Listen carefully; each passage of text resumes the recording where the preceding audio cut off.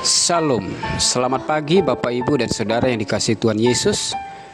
Renungan kita pagi hari ini diambil dari kitab Mazmur 74 dengan judul Tuhan hadir di tengah persoalan umatnya. Ingatlah akan umatmu yang telah kau peroleh pada zaman purbakala, yang kau tebus menjadi bangsa milikmu sendiri. Ingatlah akan gunung Sion yang engkau diami. Mazmur 74 ayat 2. Apakah persoalan yang dihadapi oleh pemazmur dalam Mazmur 74? Umat Allah sedang mengalami bencana. Tembok Yerusalem telah dihancurkan. Umat Tuhan kelaparan, banyak yang mati terbunuh. Bait Tuhan, bait Allah Salomo diruntuhkan dan dibakar. Tempat suci kehadiran Tuhan dinajiskan. Dan umat Israel digiring ke pembuangan menuju Babel. Pemazmur bertanya kepada Tuhan, mengapa mereka mengalami kisah hidup yang sangat tragis, dibuang di negeri asing?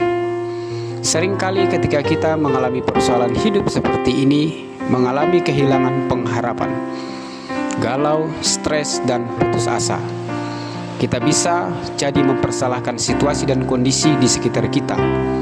Bahkan ada yang mempersalahkan Tuhan. Ada dua hal yang kita pelajari dari Mazmur 74 ini.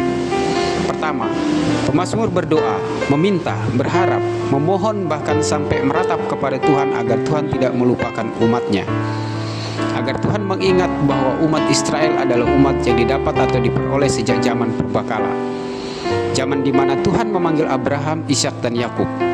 Mereka adalah umat perjanjian, umat yang ditebus oleh Tuhan, umat yang menjadi milik Tuhan, umat yang di mana Tuhan sendiri tinggal dan bertata di tanahnya, yaitu Sion. Mazmur 74 ayat 2. Pemazmur berharap agar Tuhan meringankan langkahnya, artinya memberikan pertolongan kepada umat yang sedang menderita dan hancur. Mazmur 74 ayat 3. Saudara yang dikasihi Tuhan, pemazmur tidak berharap lagi dengan pertolongan manusia. Bangsa manakah yang dapat menolong mereka dari cengkeraman dan penjajahan Babel? Semua musnah, semua hancur.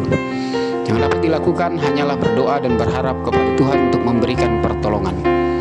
Pertolonganku ialah dari Tuhan yang menjadikan langit dan bumi. Mazmur 121 ayat 2. Kedua, mengingat kebesaran Tuhan.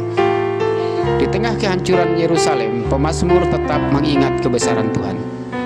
Tuhan adalah Raja yang bertahta di alam semesta. Kekuasaannya tidak terbatas. Pemazmur tetap mengingat sejarah umat Israel ketika keluar dari Mesir. Tuhan kuat membelah laut, mengalahkan kekuatan-kekuatan jahat yang ada di dalamnya. Lewiatan adalah gambaran kekuatan ular penghuni laut ganas dan dahsyat, tetapi dikalahkan oleh Tuhan yang Maha Kuasa. Tuhan berkuasa atas siang dan malam. Ia menaruh benda-benda penerang di langit. Ia adalah pencipta kehidupan. Kekuasaan Tuhan sanggup menetapkan batas-batas bumi, bahkan sanggup mengatur cuaca bumi.